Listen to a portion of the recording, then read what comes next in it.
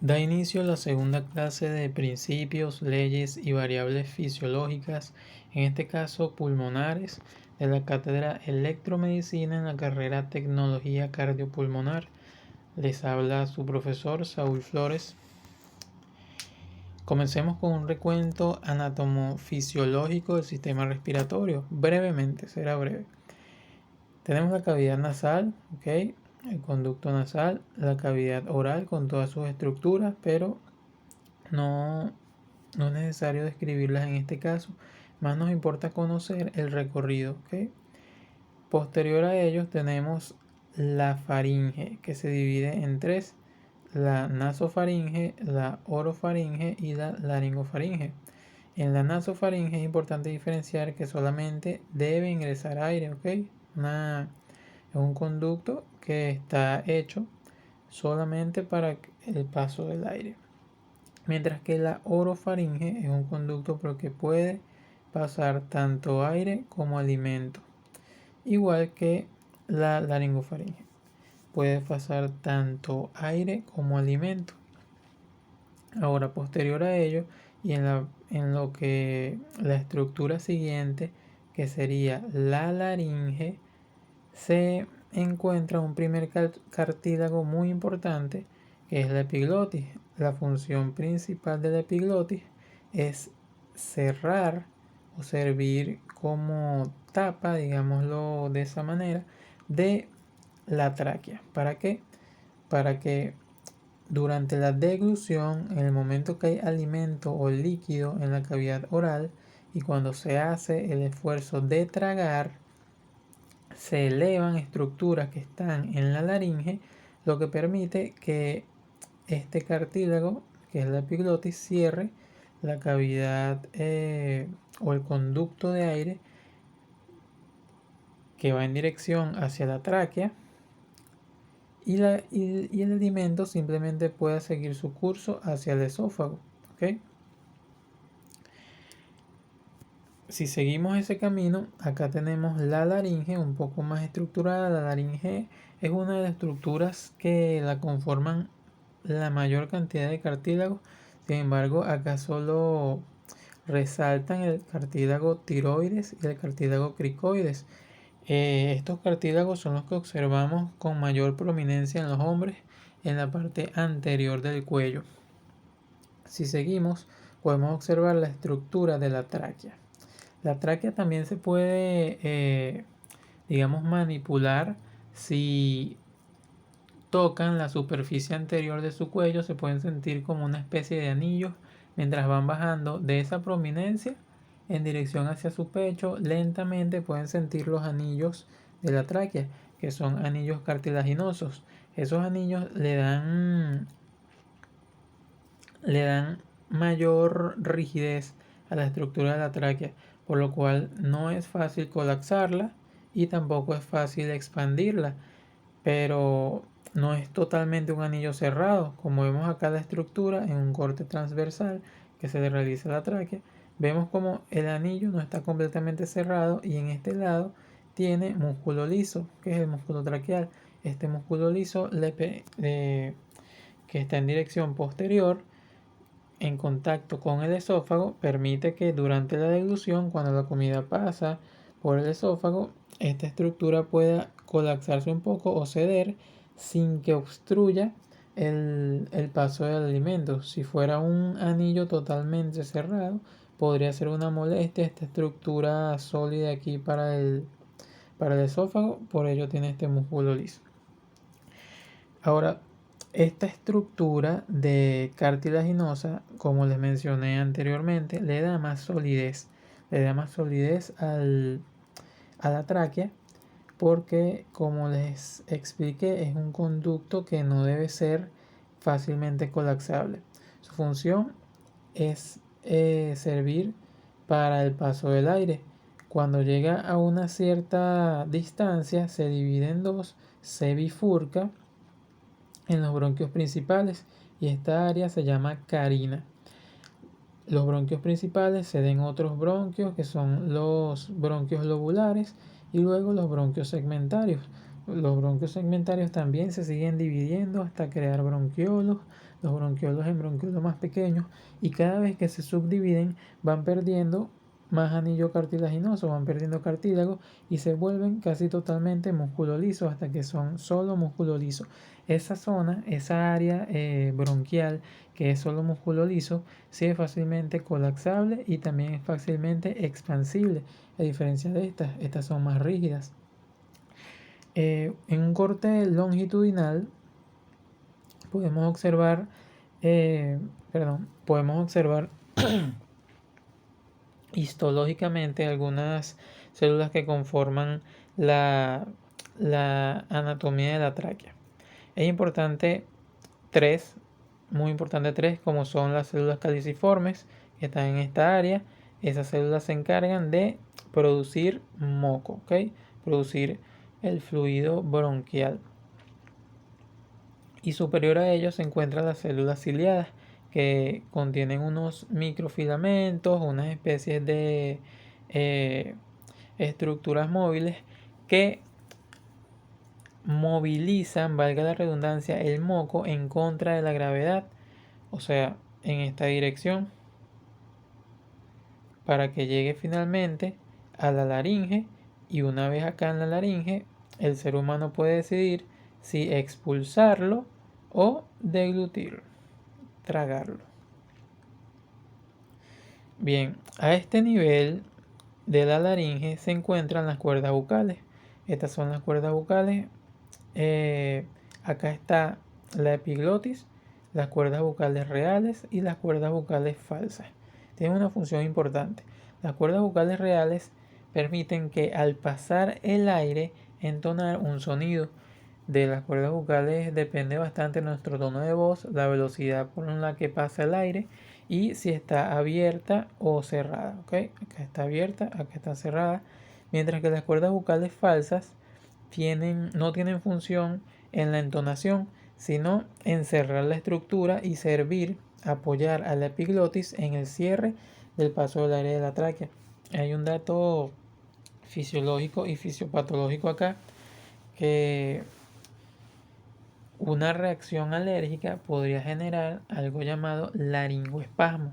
Cuando ocurre un laringoespasmo, sea cual sea el origen, la razón de esta reacción, cierran las cuerdas bucales falsas, lo que no permite el paso del aire.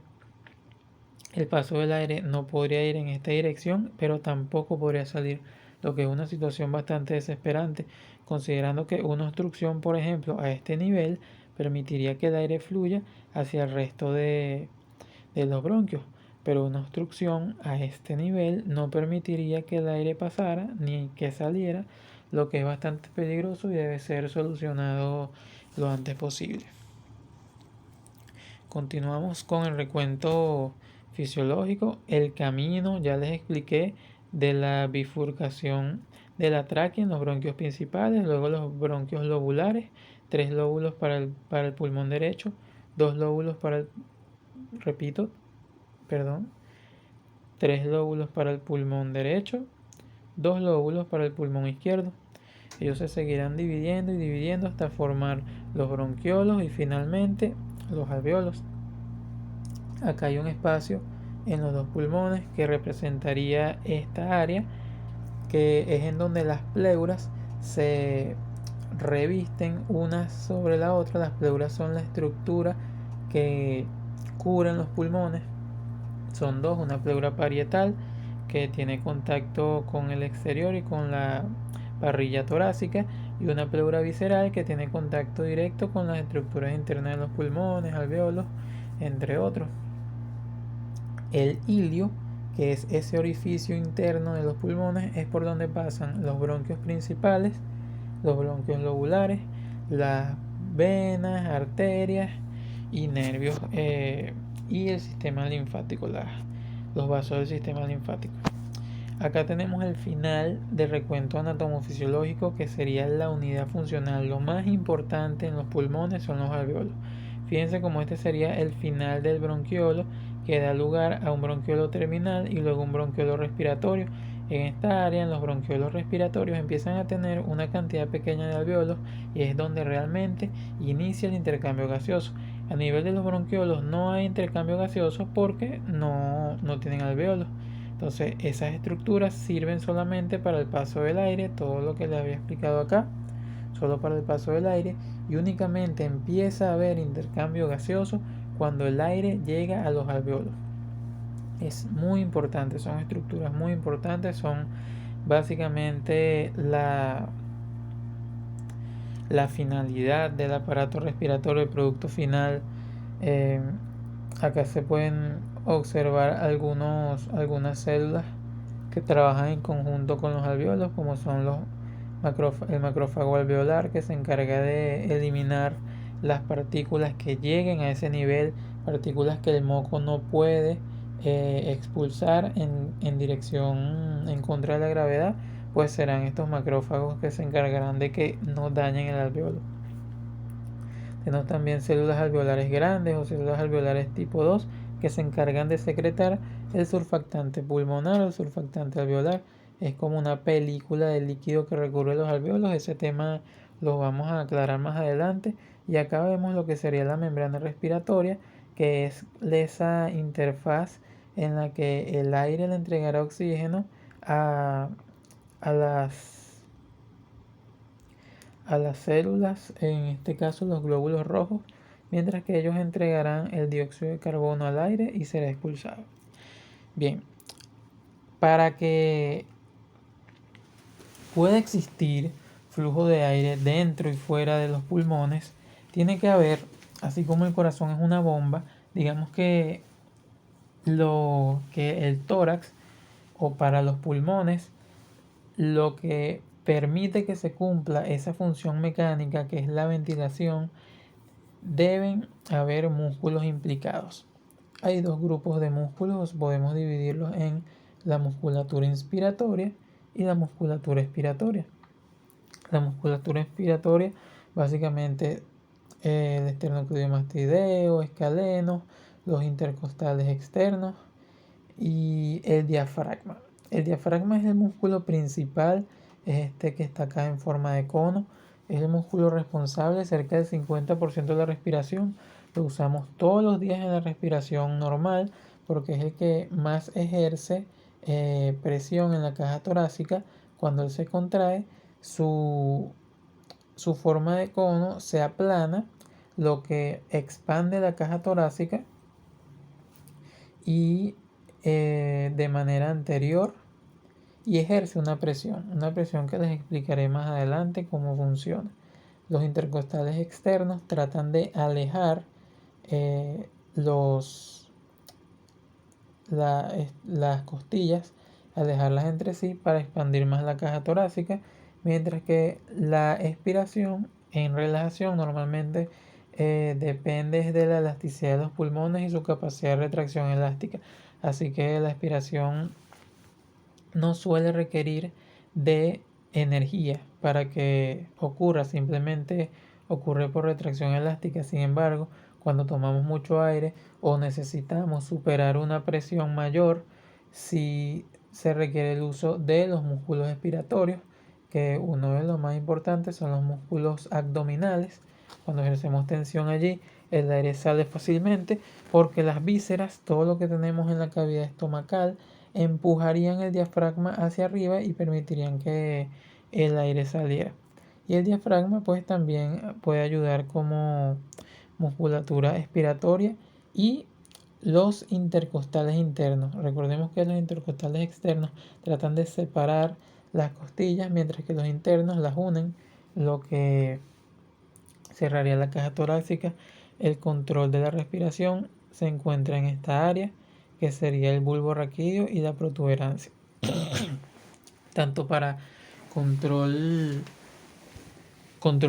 de la respiración automático, autónomo, como que se lo realizamos sin estar conscientes de ello, como el control consciente de la respiración, que si lo controlamos, por ejemplo, cuando estamos realizando una exposición, cuando estamos conversando con alguien, cuando queremos controlar nuestro tono de voz, allí actúan los los nervios del grupo respiratorio de ese tipo.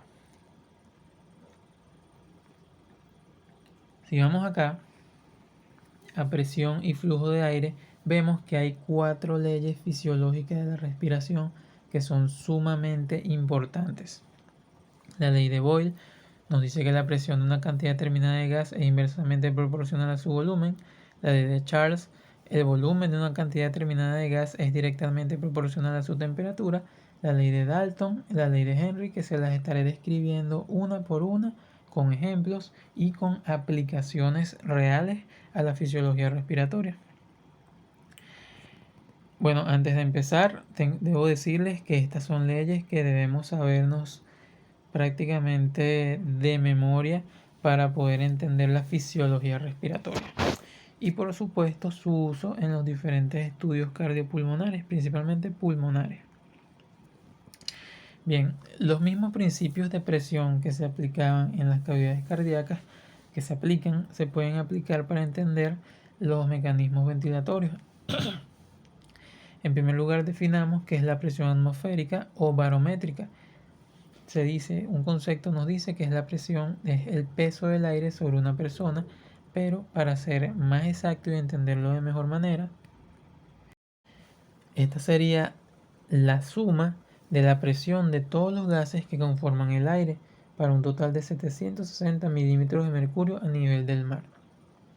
Pero tiene variación y les explicaré la importancia de cuándo varía esta presión a nivel del mar, que a alturas mucho mayores esa presión es mayor de 760 y a alturas menores pues es menor. Entonces, ¿cómo aplicamos la ley de Boyle para la respiración? ¿Qué uso tiene entenderla? ¿Cuál es la importancia?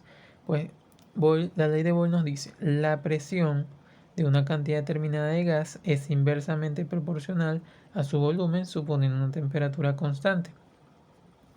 Entonces tenemos acá que en reposo la presión atmosférica, véanlo acá, es 760 milímetros de mercurio. Vamos a darle un poco de zoom. Ok, la presión atmosférica, como les expliqué, es 760 milímetros de mercurio y la presión intrapulmonar es igual, es 760 milímetros de mercurio, por lo que no existe un gradiente de presión y no hay flujo de aire. La presión intrapleural, que es ese espacio que hay entre la pleura parietal y la pleura visceral, tiene una presión de -4, una presión intrapleural.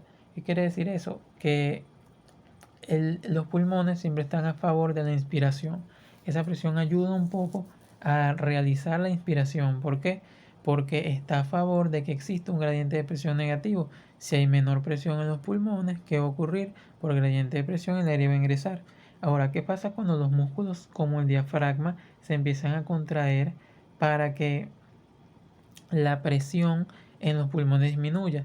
Pues la presión intrapleural es la primera en disminuir, era -3, era -4 y ahora se vuelve -6 y la presión interpulmonar se vuelve -3. Si la presión intrapulmonar es -3, quiere decir que es 757 milímetros de mercurio, mientras que la presión atmosférica es 760. Esa diferencia de -3 ya crea un gradiente de presión, lo que hace que el aire fluya hacia los pulmones. Fíjense cómo el diafragma está aplanado acá y como en relajación está un poco más cónico, acá un poco más aplanado, lo que disminuye la presión en los pulmones, crea un gradiente de presión y el aire fluye hacia adentro. Ahora, ¿qué pasa en la expiración? Todo lo contrario. En la expiración la presión de los pulmones aumenta. Fíjense que la presión intrapleural sigue siendo -4, pero como la presión intrapulmonar es +3, por toda la musculatura y la retracción elástica, aumenta la presión dentro de los pulmones y ya el gradiente de presión se invierte. Ahora los pulmones lograron superar la presión atmosférica, que si es +3 sería 763, y la presión atmosférica de 760 es superada. Entonces, esta es la importancia de entender la ley de Boyle. La ley de Boyle nos colabora, digamos, los conceptos de gradiente de presión. Se la repito, la presión de una cantidad determinada de gas es inversamente proporcional a su volumen. Esto es que a mayor presión, menor volumen. Como ocurre en la inspiración, a mayor presión dentro de los pulmones, el volumen disminuye porque sale de los pulmones, mientras que a menor presión, mayor volumen. Como ocurre en la inspiración, disminuye la presión al expandir la caja torácica y la presión intraepidural, que ya de por sí es negativa y colabora en ese sentido, pues ocurre un gradiente de presión y el aire puede fluir hacia adentro. Ahora, expliquemos la ley de Charles. La ley de Charles dice que el volumen de una cantidad determinada de gas es directamente proporcional a su temperatura absoluta. Aquí ya no relacionan el volumen con la presión, sino el volumen con la temperatura. Y acá hay un ejemplo. El aire inhalado se calienta a 37 grados para el momento en el que llega a los alvéolos. Esto es debido a nuestra temperatura corporal. Tiene que ver mucho con el flujo de sangre, con la humedad que hay dentro de nuestro cuerpo, con el moco, digámoslo así, el fluido pulmonar que recubre la tráquea y los bronquios se encargan de calentar el aire para que no llegue a la misma temperatura que está en el ambiente. Imagínense que están dentro de una habitación con el aire acondicionado a 20 grados y nuestra temperatura corporal es 37 grados. Una diferencia de 13 grados sería catastrófica para el interior de nuestros pulmones y para los alvéolos. Por eso se calienta. Ahora, en un día frío o fresco, como les hablé del ejemplo de la habitación, si inhalamos 500 mililitros de aire, esos 500 mililitros se expanden a 536 y esa expansión térmica contribuye a la insuflación de los pulmones. Eso es lo que nos explica la ley de Boyle, la ley de Charles, perdón. El paso del aire a través de los pulmones cuando su temperatura aumenta también genera una expansión térmica. Es diminuta, pero sí influye un poco. Por eso la importancia de la temperatura. ¿Okay? El inicio y uno de los más importantes para la temperatura del aire es la nariz. La cavidad nasal y todas esas estructuras como los cornetes se encargan de calentar el aire que va ingresando. Por eso es mucho más recomendable la inspiración por la nariz que por la boca. Que recordemos que la nariz es un conducto especializado para el paso del aire, mientras que la boca es principalmente para la comida, pero también puede ingresar el aire. Sin embargo, sin tantos beneficios como si ingresara por la nariz, que también funciona de filtro. ¿Okay? Ahora, ¿qué se puede oponer al flujo del aire? Principalmente el diámetro de los bronquiolos. Fíjense como acá tenemos unos bronquiolos simples, unos bronquiolos relajados, normales, que en su camino pues terminará en dirección hacia los alvéolos. Pero ¿qué pasa si la pared de los bronquiolos, como les expliqué, que a ese nivel, casi llegando a los alvéolos, es netamente muscular? ¿Qué pasaría si esos músculos se contraen? Pues el flujo del aire se ve bastante perjudicado, principalmente en los ataques de asma, en las crisis de asma ocurren este tipo de reacciones. También otras enfermedades que dañan y perjudican la estructura de los pulmones ocurren estas consecuencias. Ahora, ¿qué pasa? Además de que se compromete el paso del aire, cuando los bronquiolos están en esta situación, el aire es más difícil que salga a que ingrese. Entonces fíjense en la diferencia que hay entre estos alvéolos como están en un tamaño normal, mientras que estos están como hiperinsuflados. Y eso es debido al atrapamiento de aire, porque el aire no puede salir. Por eso las personas asmáticas que sufren de asma sienten desespero, pero es porque no pueden sacar el aire. Y si hay atrapamiento de aire, pues menos aire va a poder ingresar. Por ende, las crisis asmáticas no deben progresar por tanto tiempo, porque conllevan a consecuencias en la oxigenación. Entonces tenemos dos conceptos que influyen en el diámetro de los bronquiolos. Uno de ellos es la broncodilatación. La broncodilatación es la expansión de los bronquiolos y ocurre gracias a la adrenalina y al estímulo de los nervios simpáticos. Mientras que la broncoconstricción, que sería este caso cuando los bronquiolos se cierran, ocurre por la histamina y los nervios parasimpáticos. La única manera de expandir unos bronquios o bronquiolos que están en broncoconstricción sería aplicando adrenalina o estimulando los nervios simpáticos, que serían los nervios beta, también conocidos. Hay medicamentos que son beta 2 adrenérgicos y pues cuando ocurren crisis asmáticas en las que los bronquiolos están cerrados, los reexpanden.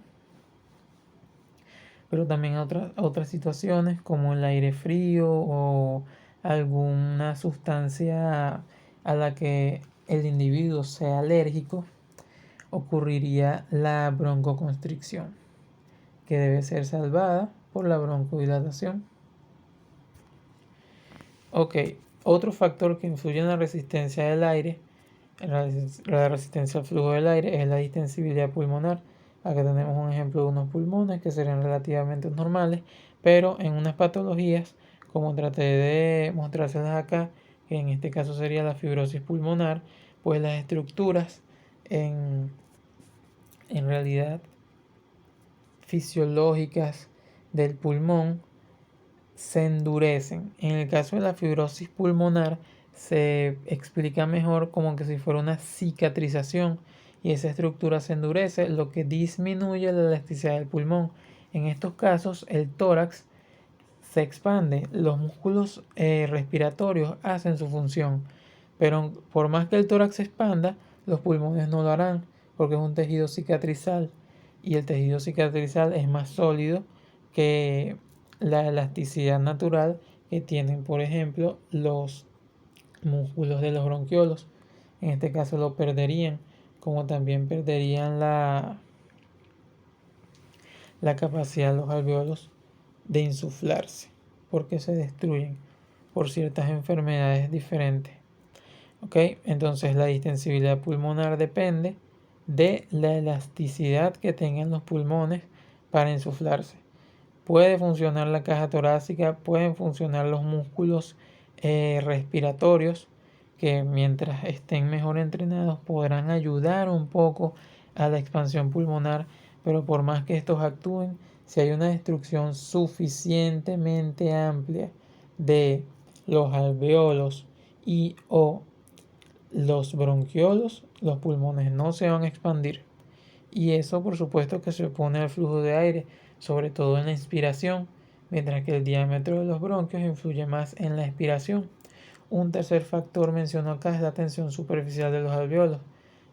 Recuerdan que les mencioné que los alveolos están cubiertos por una capa de una pequeña superficie de líquido. Ese líquido, que es el surfactante, se encarga de disminuir la tensión superficial. ¿Qué quiero decir con esto? Imagínense dos hojas blancas que se mojan y se quedan pegadas. Esas hojas es muy difícil de separarlas una vez que están húmedas y pegadas. De hecho, se podrían llegar a romper. Pues lo mismo pasaría si en cada inspiración y expiración los alveolos se cerraran totalmente. Si se cierran, con esa pequeña película de líquido que tienen, se quedarían pegados y sería demasiado difícil volver a tomar aire. Sería como un esfuerzo muy grande que tendrían que hacer los músculos en superar esa presión, superar la presión que tienen los alveolos. Por eso existe el surfactante y por eso la tensión superficial es importante. Cuando falla el surfactante, está en deficiencia por cualquier tipo de factor, pues la tensión superficial aumenta y eso pues es una resistencia que se opone al flujo. Entonces, recapitulando, la disminución del diámetro de los alveolos se opone al flujo, La disminución de la distensibilidad pulmonar se opone al flujo y el aumento de la tensión superficial pues se opone al flujo de aire. Bien, tenemos entonces que definir qué es la ventilación alveolar.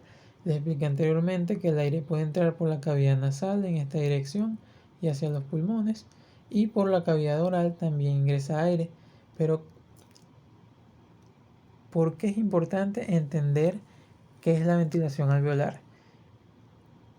Cuando el aire llega a su destino final, que son los alvéolos, es allí donde se realiza intercambio gaseoso. Pero en todas las estructuras anteriores a ellos no se realiza intercambio gaseoso, incluyendo los bronquiolos. En los bronquiolos solamente el aire pasa, pero como no tienen alvéolos, pues no hay intercambio de oxígeno por dióxido de carbono. Eso solamente ocurre en los alvéolos. Así que toda esta estructura que está antes de los alvéolos se pasa a llamar espacio muerto anatómico. ¿Por qué? Porque allí no hay intercambio de gases, y eso es alrededor de 150 mililitros. Toda esta estructura que está antes de los alvéolos representaría aproximadamente 150 mililitros, y allí no hay intercambio gaseoso y por eso tiene su nombre.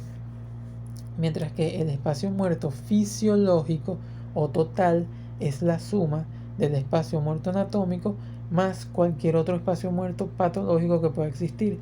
Como les mencioné, cuando hay destrucción de los alvéolos por alguna enfermedad neumonológica, los alvéolos pierden su dureza, se destruyen y esa área deja de realizar intercambio gaseoso.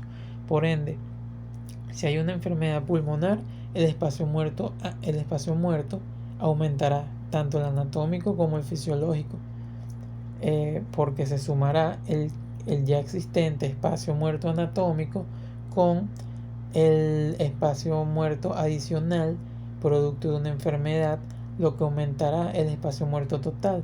Por eso habrá menos superficie alveolar que realice intercambio gaseoso y será más difícil obtener ese oxígeno del aire. Acá toda esta estructura que les mostré en imágenes anteriores no tiene función en el intercambio gaseoso, solo el paso del aire, mientras que es aquí donde ocurre la magia. Aquí es donde realmente ocurre el intercambio gaseoso. Bien, entonces aplicando fórmulas, la ventilación alveolar sería restar el volumen inhalado menos el espacio muerto. Aquí les coloco un ejemplo. Si en una inhalación obtenemos 500 milímetros del aire y el espacio muerto son 150 mililitros, la ventilación alveolar serían 350 mililitros. Esto es un ejemplo de una persona. Tanto esto puede variar como esto puede variar de persona a persona. Ahora, si 350 mililitros es el aire alveolar, ¿cuánto será la ventilación alveolar por minuto? Se obtiene al multiplicar la ventilación alveolar por la frecuencia respiratoria. Si tenemos los 350 mililitros de ventilación alveolar y una respiración normal de 14 respiraciones por minuto, serían aproximadamente 5 litros o 4.900 mililitros. Ahora, un detalle importante para entender lo que viene es que los alvéolos nunca se vacían por completo. Y ya les expliqué que esto es gracias al surfactante, que no permite que ellos literalmente se adhieran unos a los otros. Entonces, por más que nos esforcemos en botar todo el aire posible en una expiración súper forzada, van a quedar remanentes 1300 mililitros o 1.3 litros acá en los alvéolos. Por más que intentemos botar el aire, aún va a quedar un poco de aire allí, que es esta cantidad. Entonces, ¿qué pasa con esto? Pues el aire fresco se mezcla con el remanente en cada respiración. O sea, cuando exhalamos aire, sí, exhalamos una buena cantidad, pero acá queda. Entonces va a llegar aire nuevo que se va a mezclar con este. Se requieren aproximadamente 1 minuto y medio o 18 respiraciones para que el aire se reemplace totalmente. Es un proceso en el que el aire va a ingresar, se va a fusionar con el aire antiguo que estaba acá y vuelve a salir, y así sucesivamente. Se requieren aproximadamente 18 respiraciones para que todo el aire se renueve y sea un aire totalmente nuevo. Ahora, vamos acá a los volúmenes y capacidades pulmonares. Es muy importante comprender esto, pues los volúmenes son 4 valores de aire funcional en los pulmones, mientras que las capacidades son la suma de 2 o más volúmenes. Entonces expliquemos el primer volumen y más básico, que es el volumen tidal o volumen corriente. Es la cantidad de aire que inhalamos y exhalamos de manera natural, sin esfuerzo. La que hacemos todos los días sin pensar en ello, ¿ok? Básicamente todos los días estamos en volumen corriente. Cuando hacemos un esfuerzo adicional por botar el aire, pasamos esta deflexión que está acá, que se llama volumen de reserva expiratorio. Sería la cantidad de aire que podemos exhalar a partir de una exhalación tranquila, una exhalación simple. Esto sería una exhalación forzada, ¿ok? Si vamos más allá, la cantidad de aire que queda en los pulmones después de esta expiración forzada es el volumen residual, que es aproximadamente 1.1 litros o 1100 mililitros, mientras que el volumen de reserva expiratorio, que es la cantidad de aire que exhalamos después de una exhalación simple, son aproximadamente 1.3 litros o 1300 mililitros. Ahora vamos a la inversa. Si hacemos una inspiración y expiración normal en el volumen corriente y aplicamos más esfuerzo para tomar más aire, esto sería el volumen de reserva inspiratorio, que es la cantidad de aire que podemos inhalar después de una inhalación tranquila. Si lo hacemos completo el esfuerzo, ¿ok? Partiendo de una respiración normal, inhalamos todo el aire que podamos, luego exhalamos todo el aire que podamos hasta el final. Esto se llama capacidad vital, que se obtiene de la suma del volumen de reserva inspiratorio más el volumen corriente más el volumen de reserva expiratorio. Tenemos otra capacidad, que es la capacidad inspiratoria, que se obtiene al inhalar desde una expiración tranquila, simple, toda la cantidad de aire que podamos. Y de manera simple, la capacidad pulmonar total es la sumatoria de todos los volúmenes. Bien, acá tenemos un cuadro que les explica de manera más detallada cuánto es el valor típico de cada volumen y cada capacidad y la definición. En esta parte de la diapositiva pueden detener el video para leer con claridad cada una de estas definiciones. Como ya se los expliqué de manera práctica, no me voy a detener en esta. Tienen acá los volúmenes, las capacidades, que son la sumatoria de 2 o más volúmenes, y acá tienen los conceptos que lo pueden leer con detenimiento. Porque les traigo acá un resumen de lo que hemos visto hasta los momentos de volúmenes y capacidades. La capacidad vital se obtiene de sumar el volumen corriente con el volumen de reserva inspiratorio y el volumen de reserva expiratorio. La capacidad inspiratoria se obtiene de sumar el volumen corriente con el volumen de reserva inspiratorio. La capacidad residual funcional sería el volumen de reserva expiratorio con el volumen residual. La capacidad pulmonar total es simplemente la suma de todos los volúmenes. Ahora, para ser prácticos, la capacidad vital es el aire que podemos inhalar con fuerza y exhalar con fuerza, ¿ok? Con esfuerzo. Repito que el volumen corriente es la respiración que hacemos sin esfuerzo, que es aproximadamente 500 mililitros, el valor que se usa general. Y pasamos para acá, la capacidad inspiratoria es la cantidad de aire que podemos inhalar con mayor esfuerzo. La capacidad residual funcional es la suma de un volumen que podemos exhalar con lo que queda en los pulmones que no podemos exhalar. Y la capacidad pulmonar total es todo lo que almacena nuestros pulmones. Ahora, Para saber cuál es el volumen respiratorio por minuto, simplemente multiplicamos el volumen corriente por la frecuencia respiratoria. Si tenemos que son 500 mililitros, lo multiplicamos por 14, serían 7 litros. Diferenciar el volumen respiratorio por minuto de el volumen alveolar es importante. ¿Y cuál es la diferencia?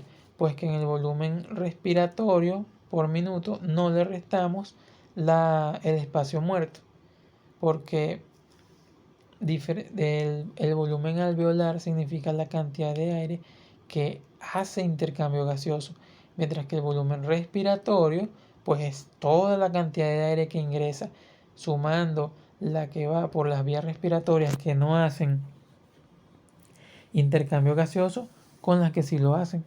Ese es el volumen respiratorio por minuto, la cantidad de aire que entra y sale de los pulmones en un minuto. Acá coloco el detalle que en actividad física es mayor porque, como lo expliqué en la parte cardiovascular, la demanda de energía es mucho mayor, por ende la demanda de oxígeno también lo va a hacer. Así que va a aumentar tanto el volumen corriente, va a aumentar porque vamos a utilizar más fuerza para inhalar, por lo que utilizaremos probablemente de nuestra capacidad inspiratoria para permitir que ingrese más aire, como también va a aumentar la frecuencia respiratoria. Ahora saquen ustedes la cuenta de que si la capacidad inspiratoria son aproximadamente 3 litros, imagínense multiplicar 3 litros por, digamos, 20 respiraciones por minuto. Multiplicar 3000 por 20 sería aproximadamente, si no me equivoco, 60 litros en vez de 7 litros. La diferencia es bastante grande. Ok. Acá hay unos patrones ventilatorios que solo los mencionaré para ser breve. También pueden detener la diapositiva en este punto para leerlos cuantas veces quieran. Pero les diré uno de los más importantes. La apnea sería el cese de la respiración. La disnea es una respiración laboriosa, jadeante. Es muy característica de las personas que tienen enfermedades pulmonares o que han hecho ejercicio y no están en condiciones para tolerarlo. Es esa respiración intranquila, la disnea, ¿ok? La hipernea es una respiración con mayor velocidad y mayor profundidad. Vamos a pasar a la hipoventilación, que es la disminución de la ventilación, mientras que la hiperventilación es mayor ventilación. El paro respiratorio es el cese total de la respiración, y esto no es compatible con la vida. No ingresa aire a nuestro organismo, pues no ingresaría oxígeno, y posterior a un paro respiratorio vendría un paro cardíaco, porque el músculo cardiovascular no tendría de dónde obtener oxígeno para nutrirse. Otras respiraciones que pueden estudiar. La composición del aire, muy importante. Les expliqué que existe una presión atmosférica, ¿ok? Que es de 760 milímetros de mercurio.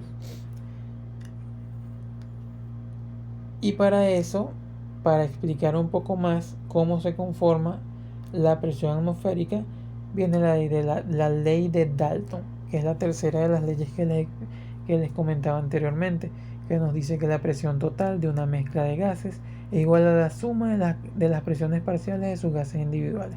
O sea, estos 760 milímetros de mercurio son el total de la sumatoria de todos los gases que conforman el aire que está en el ambiente, que son aproximadamente 78% de nitrógeno, casi 21% de oxígeno, 0,5% del agua. Esto depende de la humedad que haya en el ambiente en ese momento, 0,04% de dióxido de carbono.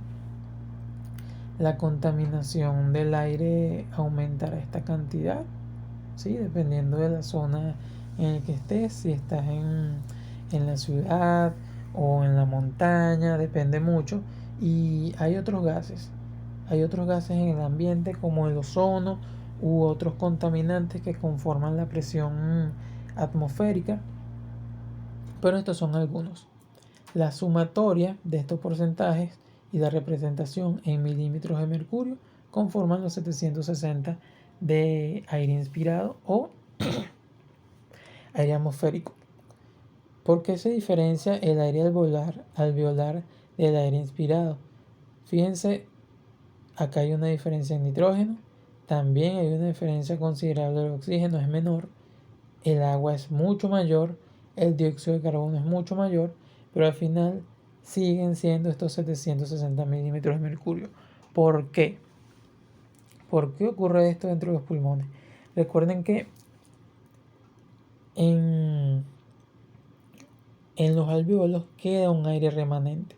Ese aire remanente ya ha hecho intercambio gaseoso, o sea que ha entregado oxígeno a la sangre y de la sangre ha recibido dióxido de carbono.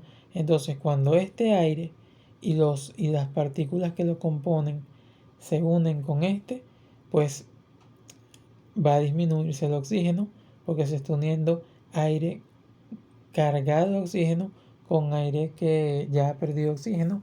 Va a aumentar el dióxido de carbono porque nuestro cuerpo va a tratar de excretar ese dióxido de carbono, va a tratarlo de expulsar por el aire y va a aumentar el H2O, va a aumentar la humedad, principalmente por la mucosidad que hay en las vías aéreas.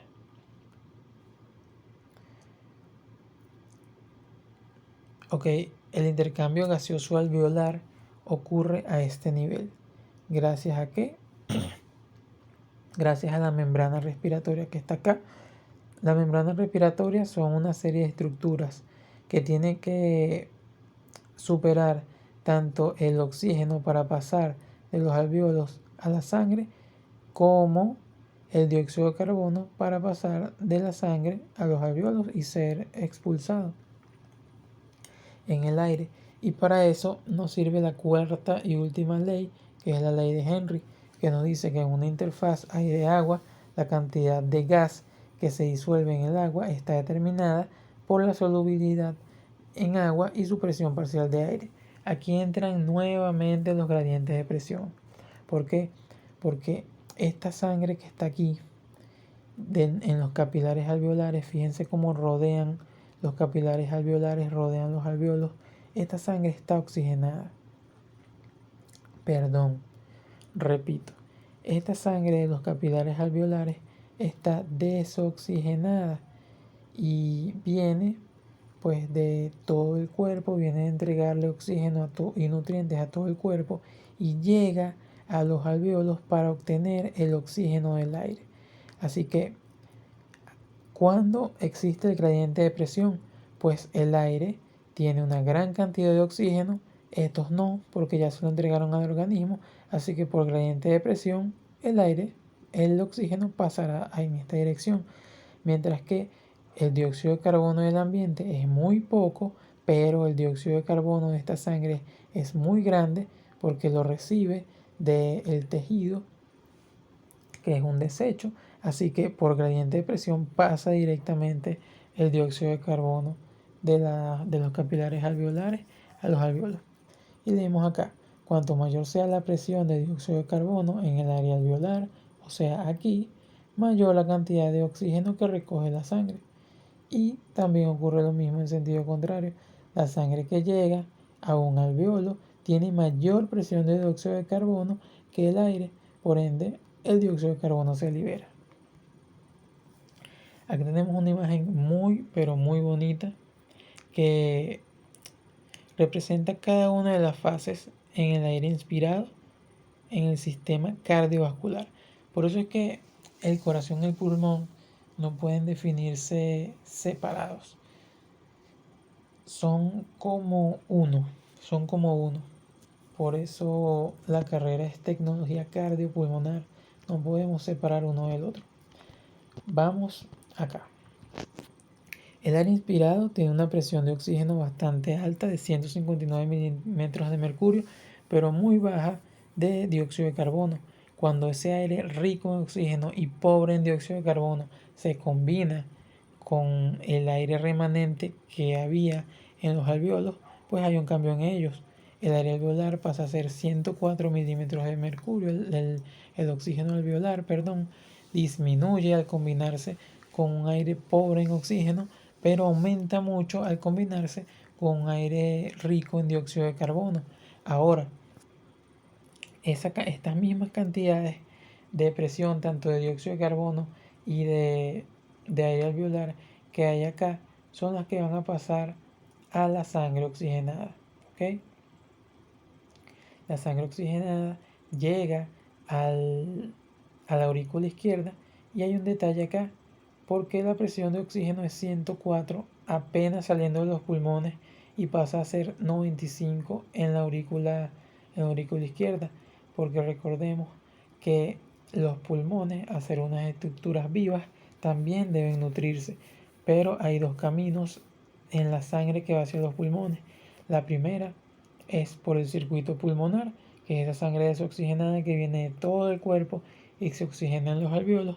Y la segunda es la sangre que va del corazón a nutrir los pulmones como tal, a nutrir la musculatura lisa que está en los pulmones. Por ende, esta sangre que va de regreso se vacía en la aurícula y se combina un poquito con la sangre oxigenada, que esta sangre oxigenada va a seguir su camino al ser eyectada por el ventrículo izquierdo para el líquido tisular y todo el organismo. ¿Qué ocurre en el líquido tisular? Pues por gradiente de presión los tejidos reciben el oxígeno y entregan el dióxido de carbono, que es un desecho. Ahora acá, con 46 milímetros de mercurio, es una sangre pobre en oxígeno, va a los pulmones nuevamente a oxigenarse y sale el dióxido de carbono de nuestro cuerpo como un desecho.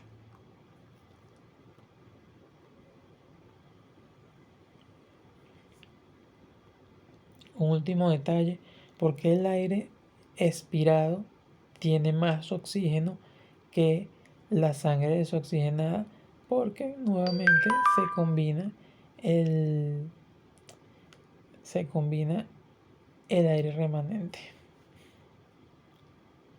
con el aire nuevo. Para finalizar, hablemos de los desequilibrios de oxígeno. ¿Por qué ocurrirían los desequilibrios de oxígeno? Pues hay un término muy importante que se usa mucho en la práctica médica, que es la hipoxia. La hipoxia es la diferencia de oxígeno en un tejido o la incapacidad para utilizar el oxígeno. El intercambio gaseoso es lo que hace posible que obtengamos oxígeno del aire, pero cuando no ocurre, pues cuando no es posible, ocurre la hipoxia. Y hay 4 tipos de hipoxia. La hipoxia hipoxémica es debido a que el intercambio gaseoso pulmonar es inadecuado. ¿Cuál es la causa de esto? Pues neumopatías, enfermedades como el EPOC, el enfisema pulmonar, ya les expliqué, el asma, son enfermedades que disminuyen la capacidad de los pulmones de recibir el oxígeno del ambiente. También estar a grandes altitudes. ¿Por qué? Porque la presión atmosférica es mucho mayor y la presión que deben ejercer los pulmones para superarla es mucho mayor, por lo que el trabajo se incrementa y pues disminuye la capacidad de obtener el oxígeno del aire. El ahogamiento, como les expliqué antes, también disminuye la capacidad de obtener el oxígeno del aire y de que ocurra el intercambio gaseoso. Si hay, por ejemplo, un laringoespasmo, no va a haber ingreso del aire y no ocurrirá el intercambio gaseoso. Todos estos son algunos ejemplos de hipoxia hipoxémica. También hay hipoxia isquémica, que en esto tiene que ver el corazón, porque se debe a circulación inadecuada de sangre, como por ejemplo la insuficiencia cardíaca. Si no hay un corazón que bombee suficiente sangre para que llegue a los capilares alveolares, pues simplemente, aunque sí haya aire, no va a haber intercambio gaseoso. Porque no hay sangre que recircule y entregue esos nutrientes a los capilares pulmonares y al resto del cuerpo.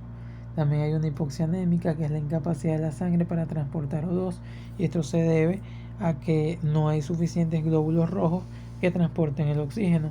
Y la hipoxia histotóxica, que es menos frecuente que todas estas primeras tres son muy frecuentes, esta no lo es tanto. Una sustancia tóxica metabólica que evita que el tejido utilice el oxígeno. Bueno, en este caso sería a nivel tisular, ¿ok? Nivel del tejido. Para finalizar, les dejo la imagen de unos pulmones normales y unos pulmones dañados por años de fumar, ¿ok?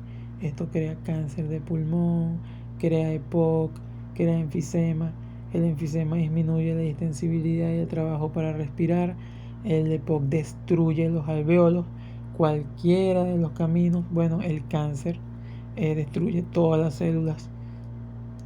Así que cualquiera de los caminos de fumar es catastrófico. Al pasar de los años no se puede obtener el oxígeno del aire y la persona tiene que llegar a depender de oxígeno externo, de equipos que aumenten el oxígeno, como bombonas de oxígeno, que ya en este caso no sería 21% del oxígeno del aire, sino que incluso podría llegar hasta 100%, para que los poquitos alvéolos que quedan puedan hacer intercambio gaseoso. Con esto ha finalizado la clase, espero que haya sido de su agrado. Recuerden anotar todas las dudas en un papel o en una nota para poder ser aclaradas